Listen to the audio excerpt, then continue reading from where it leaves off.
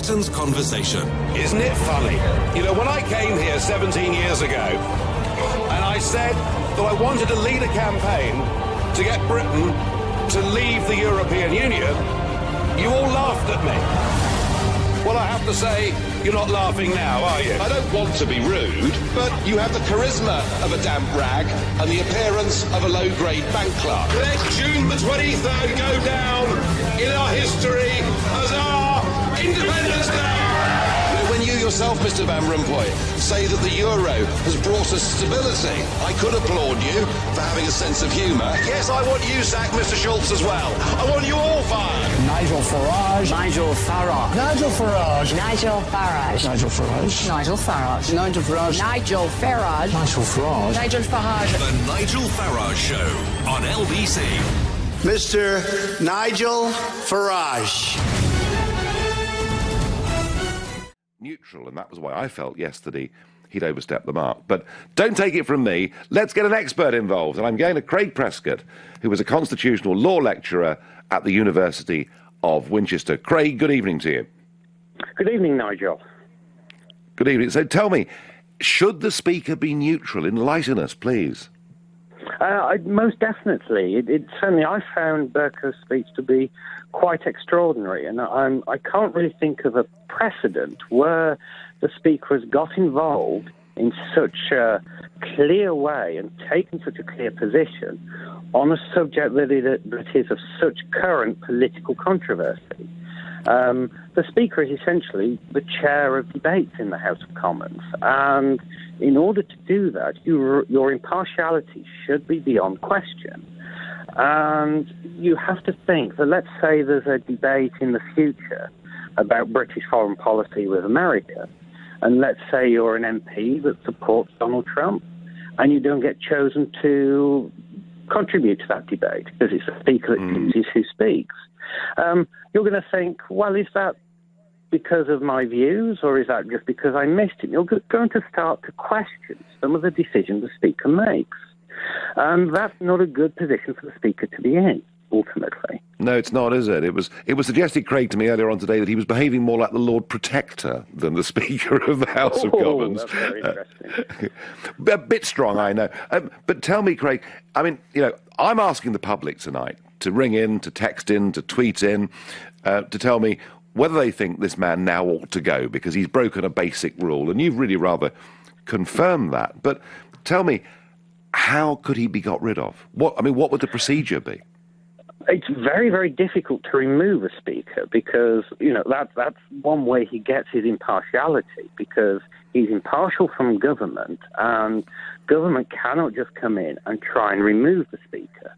Indeed, when the government tried to make moves in that direction before the 2015 election, it blew up spectacularly in the government's faces because backbenchers didn't like it. And the only way to really remove a Speaker is if the Speaker resigns himself and chooses to retire. And the last time that happened was when Bercow's predecessor,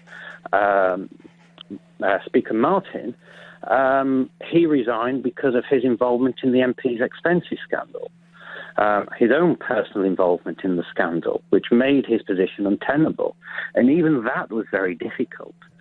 So it is, sorry to disappoint you in a way, but constitutionally it is quite difficult to remove a Speaker. It's the Speaker that's got to do it himself. I suppose if he thinks his position has become untenable, then he will, I would hope, do the honourable thing and resign. I don't think we're there yet, but if there's another incident like this, then I think the government has certainly sort of got Bercow's card marked, I think. OK, so Craig Prescott, constitutional law lecturer at the University of Winchester, you've put Speaker Bercow on notice, and I thank you very much indeed for your contribution. Well, phew is all I can say, because I really sort of put my neck on the line saying the Speaker should be neutral, and Craig absolutely confirmed that. Is it time he went? Should he stand down immediately? However difficult it may be to get rid of him, he could, as a matter of honour and principle, stand down. And I wonder what Stephen in Maidstone thinks about that question. Stephen, good evening. Good evening, Nigel. Absolutely agree. I think John Bercow's position has now become completely untenable. I think he should do the honourable thing and step down at the earliest opportunity. I believe, there's a number of parliamentarians at the moment who could certainly fill that position, Jacob Rees-Mogg being one of them. And I'd like to see John Bercow step down at the earliest opportunity. And Jacob, of course, would bring back all the ancient wigs and gowns and traditions, wouldn't he? He would do. And, it's those ancient traditions, whether you agree with them or you disagree with them, which is one of the things which I think is missing. But ultimately, Nigel, what I'm interested to hear from yourself is, have you heard anything from Trump or Trump's team in response to John Bercow's comments? They've said very little, quite wisely. They're letting this row play out. You've now seen what Lord Fowler has said. Donald Trump does, of course, occasionally send the odd tweet out when he has an opinion. But on this one, they've kept quiet. They're seeing how it pans out. They want this visit to happen. They want this trade deal to happen. They want to make NATO, somewhat reshaped and reformed, but with us working very closely with them. So they're not going to do anything, I don't think, that would risk that. And I have to say, I'm very pleased about that, Stephen. Let's see. But Stephen, firmly of the view that Bercow ought to go. I'm speaking to you from the European Parliament, where there is no pretence at neutrality at all. In fact, the chairman, or the president, as it's known over here, of the European Parliament, not only gives political opinions, but actually takes place in votes.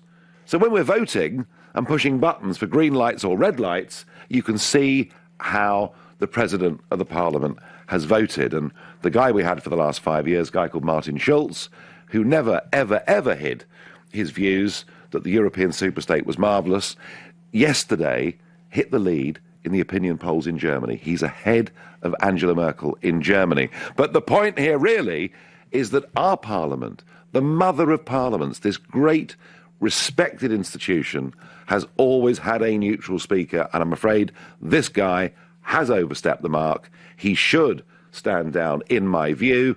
I wonder what Penny in Chelsea thinks. Hello, Nigel. Hello. Hello.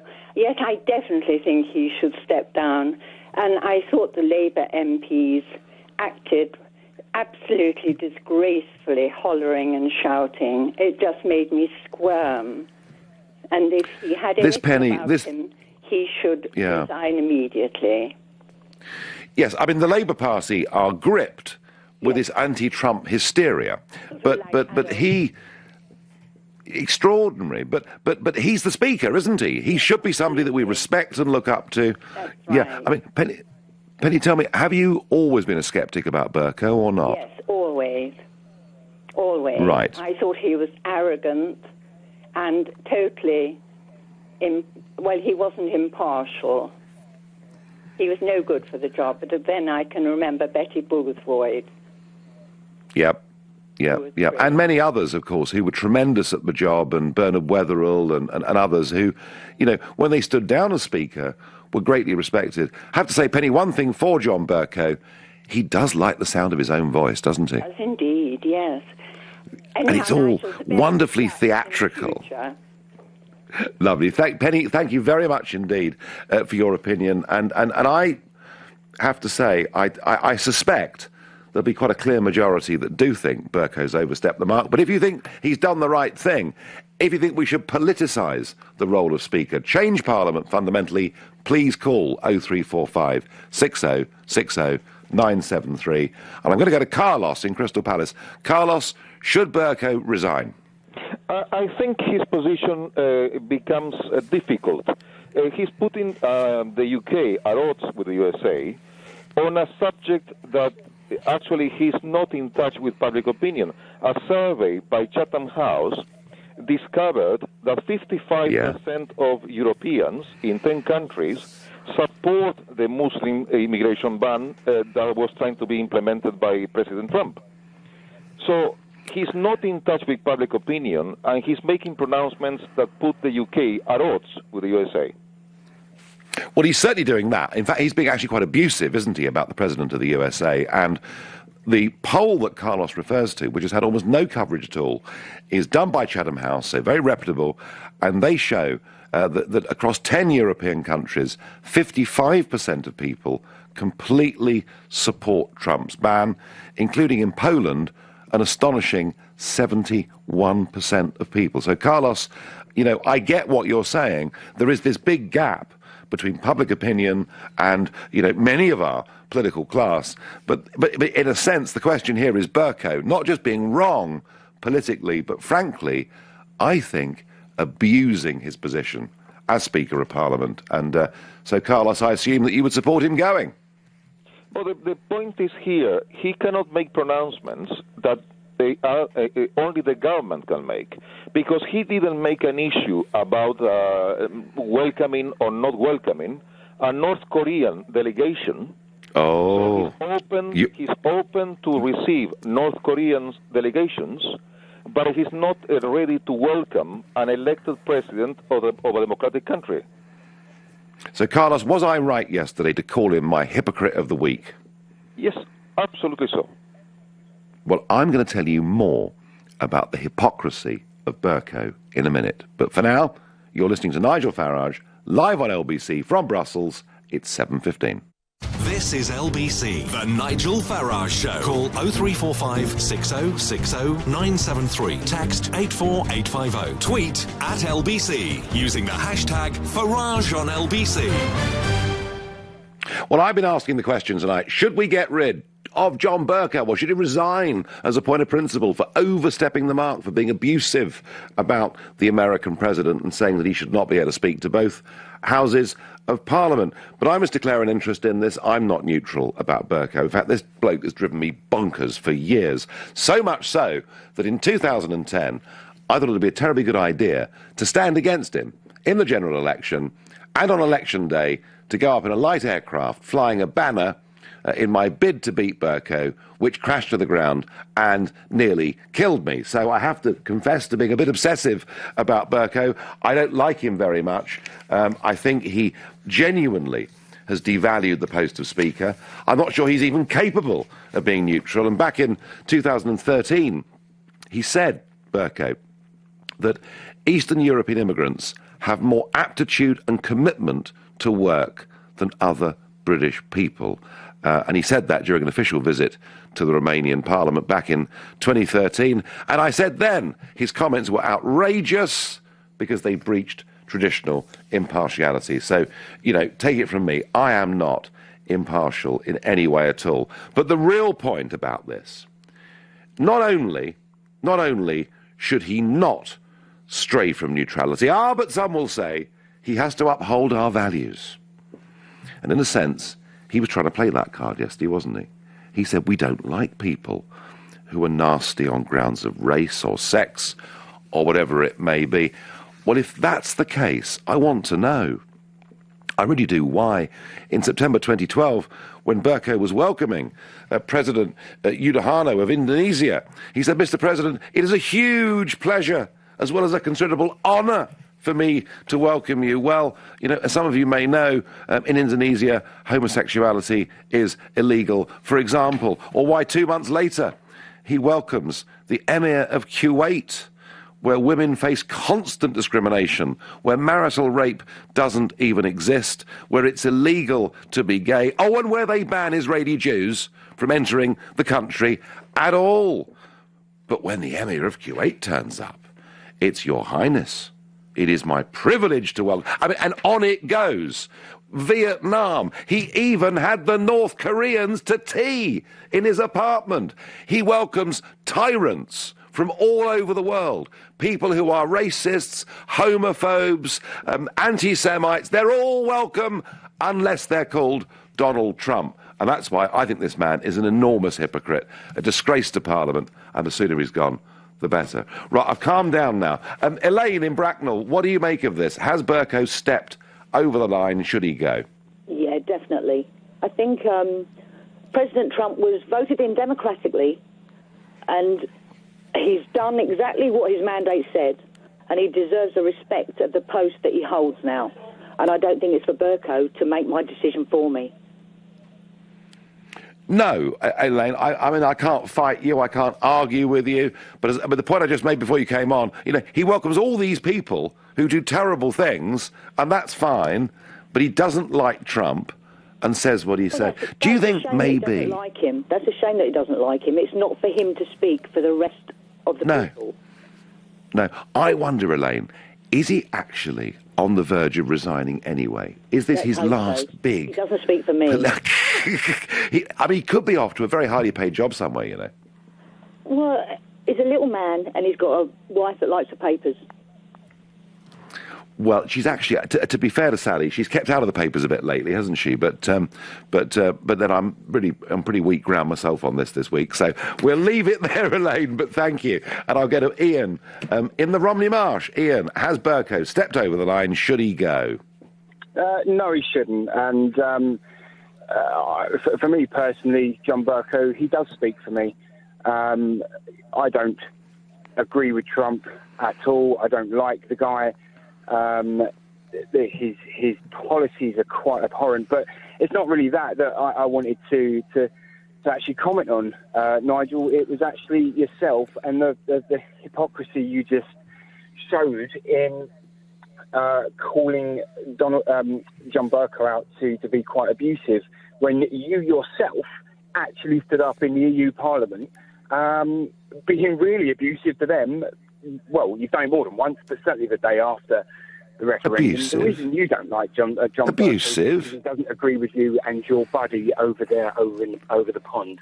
Ian, Ian, hang on, Ian. I have been shouted at, shouted down. They even last week allowed the public gallery to heckle me. I have been called all the names under the sun, and all I've ever done, Ian, is tease them a little bit. I've never been abusive to them. Give me one example of where I've been abusive. I saw your display, Nigel, the day after the referendum, when you stood up. That wasn't teasing. You was being, at best, you was being quite rude. At the end of the day, how? You know, what do you mean how? You knew. You standing up saying they'd never had a proper job in their lives, and well, that was factual. Yeah. Well, that was factual. I mean, of course. I mean, we're dealing with career politics. Ian, look, Ian, I've pulled their leg. Of course I have. And it's been a bit theatrical over the years at times, and I get that. It doesn't help us in our position. And the reason so when they call me... Can I just... The reason a lot of people are getting upset about this is actually because they know, the Brexiteer camp, I mean, that we seem to only have the Americans up our sleeve as a card, as a major sort of asset, as a trade deal. And by John Bercow speaking his mind, and by the way, he is speaking for a lot of the British people, that is kind of upsetting people because they're thinking... But Ian, you're missing the point, Ian. Ian, you said at the start of this conversation that John Bercow speaks for me. John Bercow isn't supposed to speak for you. John Bercow is supposed to be the speaker and the independent, neutral chairman of the great forum for debate in our nation, which, by the way, once Brexit's happened, will be sovereign and great again. So the point I'm making, Ian, is he should not be giving political opinions. Surely that's right. Yes, I understand what you're saying, but Good. At the end of the day, he has spoken his mind, and he's spoken the mind of a lot of the British public. Ian, I get that point. I get that point. And as a backbench Conservative or Labour, whatever he is these days, he could do so, but not as Speaker. And he cannot use the defence. He cannot, by the way, Ian, thank you for the call. He cannot use the defence that he's upholding the integrity and the values of Parliament when he allows tyrants from all over the world who he greases up to in the most extraordinary way. Your texts and tweets coming in texts. I have long felt that Speaker Bercow was getting too big for his boots. He is both arrogant and bombastic. He was out of order to criticise Trump, and he should go, and fast. And that's from Donald in Hampstead, not Donald in Washington. And there is a wonderful old... going back into ancient history, saying, I have neither eyes to see nor tongue to speak, except as this house wills.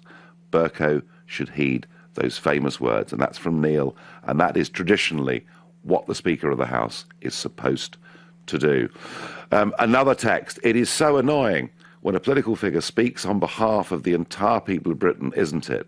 I hope Nigel senses the hypocrisy of that statement in relation to his post-Brexit behaviour. Rhys in Leighton. Rhys, you know, I honestly, I challenge anyone to tell me that Bercow is not a hypocrite for wanting Trump banned, but allowing all these tyrants from Kuwait and North Korea and Vietnam into this country.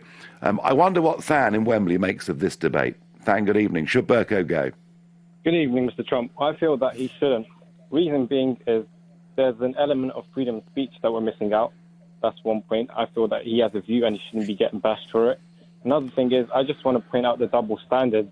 If you speak out against a guy in a suit, a character like Donald Trump, all of a sudden he gets bashed for it. But when it was someone else, a different figure with probably similar views, no one's saying anything. It's just double standards, and secondly, it's freedom of speech that we're missing out. But I'm sorry, freedom of speech is why we have benches, government benches and opposition benches in that parliament, and slightly different than the one I'm in now. But the whole point is that freedom of speech and indeed parliamentary privilege is accorded to MPs, MEPs, members of chambers all over the place. It's not for the Speaker to give political opinion. Or do you think he should?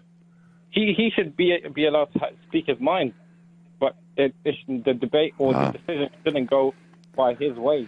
He should be allowed to speak his mind, but the decision shouldn't be met because of his opinions. That's what if we allow speakers of the House of Commons to speak their mind every single time that there is a debate and somebody with a differing view to the Speaker doesn't get called to speak, he or she, sitting in a chair, would be accused, actually, of terrible, terrible bias. It would, in fact, be a complete disaster for our centuries-old Parliament. Do you suggest that he doesn't ever give opinions, just keep quiet, and like a referee or something, just sit on the sideline? Yes, well done, well done. He's a referee. He's a neutral umpire. Use whatever sporting analogy you want. That is the point about the Speaker. He is there to facilitate debate within that forum that is known as Parliament, not to abuse his position, to devalue, all those that have gone before him and what our democracy stands for. And it's not, opinions are for the back benches or the front benches. They are most certainly not for the Speaker of the House of Commons. And I'm pleased that our constitutional expert earlier on in this show backed up that view. You're listening to the Nigel Farage Show, live exclusively here from Brussels on LBC. It is now 7:30, and it's time for the news with Rupert Bartier. The Nigel Farage Show on LBC. Call 0345 6060 973. Well, the row over Speaker Bercow continues, but Parliament itself has been busy, indeed, as has the Scottish Parliament and the Welsh Assembly. Yes, you thought your vote in the referendum was the one that counted, but no. It is rumbling through assemblies and parliaments across the United Kingdom, and perhaps quite an important vote tonight, an amendment by Labour MP Chris Leslie that wanted to give Parliament an absolute veto over the final deal or no deal that the British government comes back with from this place in Brussels, and that was defeated by 326 votes to 293, but not by very many. And as I've said before on this show, and I will go on saying, do not trust our political class to put the result of that referendum into place. There are lots of them, loads of them, majority of them actually, who would like to dilute it or delay it in any way they possibly could. So these are good results tonight for those that want the referendum honoured, but goodness me, they're getting pretty close on some of these issues, and we should be worried. Now, I've been condemning Bercow, but it's not just me. Tory MP Crispin Blunt has said that Bercow does not speak for a majority in the House, and this is the reason why speakers should never express their opinions. Nadeem Zahawi MP has said he should think about his position. Others, like Alex Shelbrook, Tory backbencher, has said his position was untenable. He'd engaged in grandstanding and student politics of the worst kind. But crucially, Lord Fowler, who holds the equivalent position in the House of Lords, has had quite a pop at John Bercow and said, how dare you speak for the entirety of Parliament when you haven't even consulted me, and Lord Fowler says he's open-minded and he thinks it would be better if speakers of either house did not make such opinions known to the outside world. So there are people, it's not just me, there are people having a bit of a go at this guy, and your Facebook messages are coming in. Leslie Cox says Bercow has infringed his position of Speaker. He is meant to be neutral. He should resign. Alexandra O'Hara says, watching you on my smartphone, best hour of the day, rock and roll, Nigel, thank you. Susan Mary Peters says Bercow should apologise and let's all move on with a kiss. Well, do you know what? He had the chance. Today, Susan, he had the chance to apologise, and he absolutely refused to do it. He reinforced the views that he'd given the day before, which possibly is why one of his biggest supporters today is Jeremy Corbyn, who says he backs the Speaker's stance, and he hit out at Trump's misogyny and his racism and his behaviour over international law. Well, it's good to know that he's got some supporters there. Paul Bolton tells me on Facebook, I think it's right. The Speaker has broken a rule of impartiality. He should step down now. Most of you are agreeing with me. I wonder what Jonathan from is it Ammanford, Jonathan? Where do you live, Jonathan? Yeah, not far from Carmarthen in West Wales. Right, OK, very good. Jonathan, should this... And by the way, the Welsh Assembly's been debating Article 50 today, as I said to you. But I mean, do you expect our Speaker to be a neutral figure or not? Absolutely, yes. I think it's, well, it's disappointing, I think. You know, it seems to be a bit of a theme, Nigel, you know, these people are taking on the role of speaking for the rest of us. I heard in the news earlier that, you know, someone saying that, oh, you know, if Trump comes, there'll be, you know, 2 million people on the streets. And I was thinking to myself, well, that means there's 60 million people not going to be in the streets. You know, just because they're the ones that are going to be demonstrating. They're going to be people like myself who geographically live too far away or in work and hold jobs and live in the real world who are not going to be there demonstrating, you know, counter to them. Are you suggesting that demonstrators don't have jobs? To be honest, obviously some of them do. But from what I've seen, a lot of them I think don't. I think they're a bit of a, you know, rent-a-rabble. Do you really? Gosh, if I said that, it would cause a hell of a stir, wouldn't it? No, I agree with you. I see the same faces on these demonstrations all over the place. I mean, say, Nigel, I think the government's missing a huge opportunity here. I'm from West Wales and always have considered myself Welsh before British or anything else. The whole Brexit thing, I think, has really bound people from Scotland, Ireland, Wales, despite what we hear from politicians in Scotland, into being proud to be British, and instead of, you know, encompassing that and using that to build a better country, it seems that the government is just throwing that opportunity away. And before we know it, we'll be back to, you know, England, Wales, Scotland, Ireland, instead of, you know, being proud to be British as well. Yeah, Jonathan, I agree with that, and I have always regarded myself as British before I've regarded myself as English. And I have felt, actually, that far from weakening the union, I think actually Brexit has, for the moment, strengthened the union. Certainly Scottish nationalism is now, or Scottish separation, now I think is a bit of a no-no. I agree, Jonathan, but I also agree that nettle must be grasped. But we're not debating Brexit tonight, Jonathan. You're very naughty. But thank you for your call. I'm talking about Bercow. I think he's overstepped the mark outrageously. I think he's brought the House of Commons and the position of Speaker.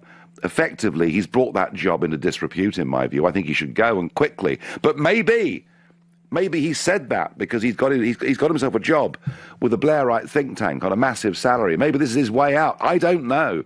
Either way, the neutrality of the Speaker, I think it's really important. I wonder what Will in Evesham thinks of that proposition. Hello, good evening, Nigel. I think you're on home ground tonight. I think hypocrisy must be like a home soil for you. Really, I mean, you think Bercow really just standing up for principles, really, I think, you know, which is one of his roles. I mean, I think, you know, for you to be attacking him, and less than 3 weeks ago, you were listing the MPs who voted against the Brexit vote, and this, in light of Joe Cox's murder, you know, and you're talking about, you know, upholding principles, hypocrisy, don't you think, Nigel? I don't understand the point at all. I mean, it's, great. I'll be very straightforward with you. I mean, you know, when you've got people like Ken Clark and so on, standing up for their conscience and saying this is what I believe in, and then you're highlighting these individual MPs, saying these are the MPs who voted against Brexit, the vote, and they're voting against somehow the referendum, when actually they're doing exactly what they should be doing as MPs, voting with their conscience. And so I get the point, Will, about conscience. I get the point about conscience. And normally, you know, that's how MPs do vote. But isn't it different when you've actually subcontracted that decision to the people of this country? You've done so through the Commons by a majority of 6-1 to say, right, you decide, you get on with it, and hang on, I haven't finished yet. And then the government sends a leaflet out saying, we will abide by what you say. You then bring it back to Parliament and people contradict it. Well, hang on, Nigel, you're again, we're talking about the principle here, aren't we? The principle here, do we have a democracy, and do we have a representative democracy where MPs are representing us? What's that phrase you like to use? Sovereignty. Parliament is sovereign. Sovereignty of the people. Sovereignty of the people, Will. I see you're changing it now. No, sovereignty of the people. Will. Sovereign, Nigel. No, Parliament is transitory. Oh.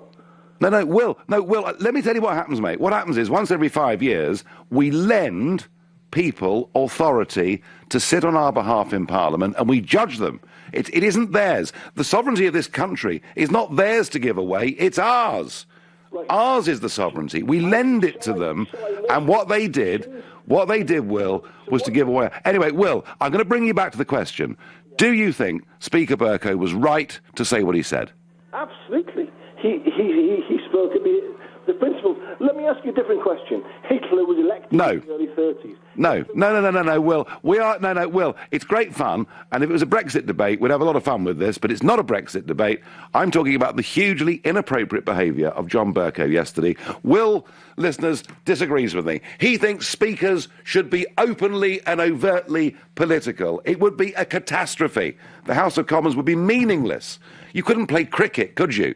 If you thought the umpire was supporting one side or the other, it simply wouldn't and couldn't work. That's what I think. I wonder what Naeem in Finchley thinks. Naeem, good evening. Good evening, Nigel. I think you're making a mountain out of a molehill here, mate. I know you don't like this guy, but you're using this as a platform to have a pop at him. I mean, all he said is something that you fundamentally disagree with. He's your mate. Obviously, Donald's your mate across the pond. This guy. That's irrelevant. Well, it is relevant. It's irrelevant. You've got a platform at the moment that you're using, and you're milking it to discredit someone hang on. who's been elected by our parliamentarians. Hang on, it's down to the parliamentarians to decide, not you. You can't use it as a platform to decide who sits in that chair. No, if you've got a issue, you go to your MP and say, you know what, I don't like what this Bercow said, and I want you to, get rid of him. Go through the proper channels. If you respect the old office of this John Bercow, you respect the office, and we should follow etiquette. Then that applies to you as well, Nigel. Well, does he respect the office? Well, does the President of the United States respect the law? He's broken the law. He's a criminal, isn't he, Donald Trump? Because he's Muslim ban, hasn't he? He's put a Muslim ban. So the North Koreans come round for tea, and that's all hunky dory. That's great. And the Vietnamese and the Emir of Kuwait. Why did you not protest about it? Why are you waking up now? I do. You do you know, Naeem? I think I've been the most consistent. I've been the most consistent opponent. Yes, I've protested against Saudi Arabia, and I protest against all forms of hypocrisy. But I don't think, Naeem, you clearly don't seem to understand how our Parliament is supposed to work, how it's worked. Going back to the 13th century, we had our constitutional expert, Craig, on at the beginning of this programme, who said he cannot think of any precedent in the history of our Parliament where a speaker has so overstepped the mark. And listen, Naeem, you rang up for a row. It was great fun. You're listening exclusively to Nigel Farage here on LBC in Brussels. It's 7:45. The Nigel Farage Show. Text 84850. An unrepentant John Bercow today stands by his comments yesterday that the President of the United States should not be able to address the Houses of Parliament inside the Palace of Westminster. He says that they're against racism and homophobia and all the rest of it, despite the fact he's invited tyrants, crawled to them from all over the world. And I'm saying he's overstepped the mark, and it's time he went. It would appear that some of the callers don't get this question, because they're arguing about whether they like Donald Trump or not. And I'm trying to argue, folks, this is not about your view of Donald Trump. It's about whether you think the Speaker of the House of Commons should be neutral. And all right, you could say to me, but the Speaker must uphold our values. And if Mr. Trump, for argument's sake, was breaching our values, maybe the Speaker would be right in saying he couldn't come. But that doesn't work, does it? When you've crawled up to the Emir of Kuwait and you've invited the North Koreans into your apartment for tea. It just doesn't work. That's my view. I wonder what Richard in Bracknell thinks. Richard, good evening. Hi, good evening. My view is that the only way your argument actually works is by confusing a number of different things, which is what you tend to do with most subjects. How am I confusing things, Richard? I'm trying to simplify, mate. All these tyrants that you mention have not spoken at Westminster Hall. That's the first. Oh, really? No, they haven't. Really? Well, they've been welcomed.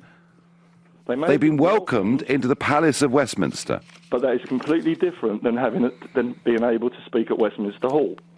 And you can speak in.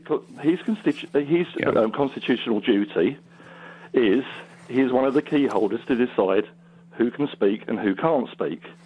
He didn't speak for anybody else. He only spoke for himself. And he said that if he was asked, he would say it was not a good idea. So that's completely two separate arguments here.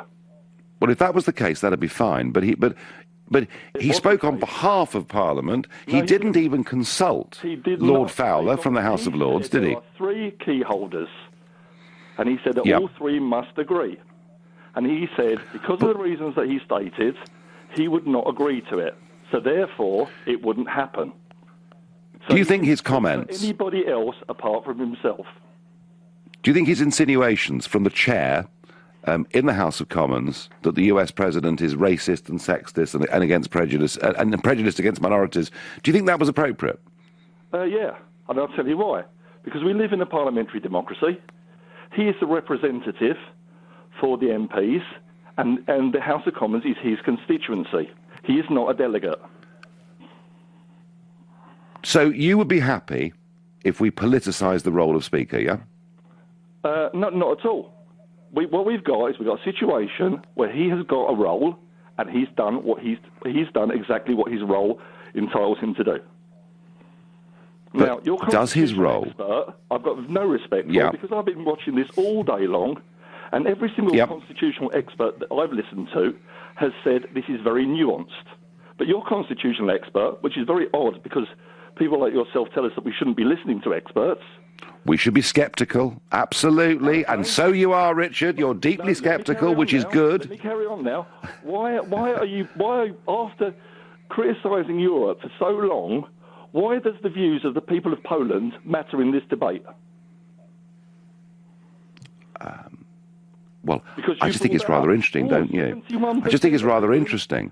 That is rather interesting, don't you, that what is happening across the Western world is that people who believe in free movement and open borders and are wholly unconcerned by unchecked Islamic terrorists coming into our countries, they may be represented in chambers at the moment by lots of politicians, but they're losing. And there is a massive, massive shift of public opinion with people saying, we've got to get real here. What's got to do with this debate? It's because there is a massive seismic shift, Richard, happening across the entire Western world. Trump, do you know, right now, Trump enjoys the optimism index at its 12-year high. There is a majority of the American people think that this temporary restriction to work out the vetting rules is correct. And what I'm saying to you, Richard, is whether it's America or the UK or Poland, this is how people are feeling. But that's a separate debate. I could argue that right now with you, but I wouldn't do it if I was Speaker of the House of Commons, Richard. And that's the point I keep trying to make. And some of you don't. He has done want to agree with that. Constitutionally supposed to do. Have a think about this. No. You've got somebody who's going to come into our Parliament. Have you heard what he said about Princess Diana on the Howard Stern show? And you think that's appropriate? Well, he is. Do you know what, Richard? You may loathe him. You may loathe him, but he's the most powerful man in the world, and he loves our country, and we should be very, very happy about that. Do you think that is appropriate? Because we both know what he said. I don't think Tony Blair taking us to war was appropriate. I think there are many things people do that are inappropriate, but this debate is not about Donald Trump, much as you would like it to be. You've had your go. I wonder what Paul in Newmarket thinks.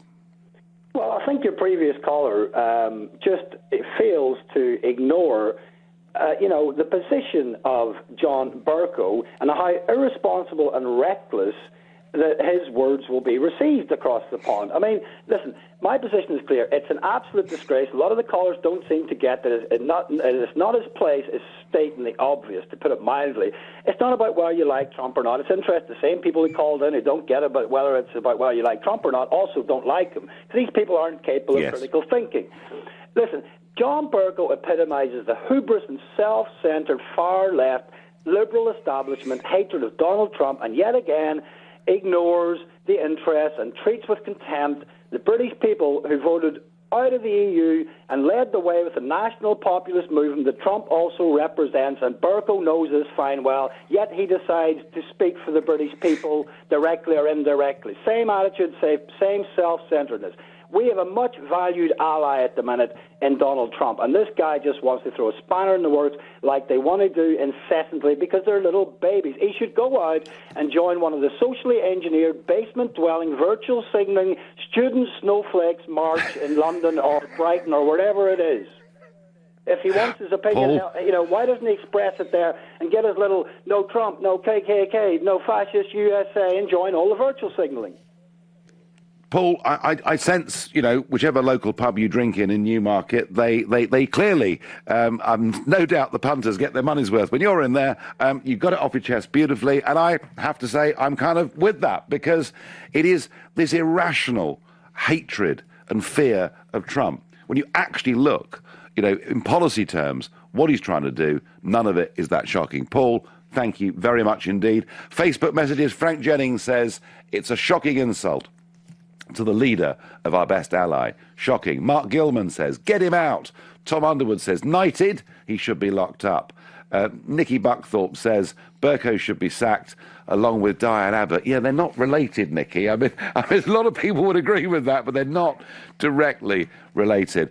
Text, Nigel Farage, be careful of blindly defending Trump. He's just getting started.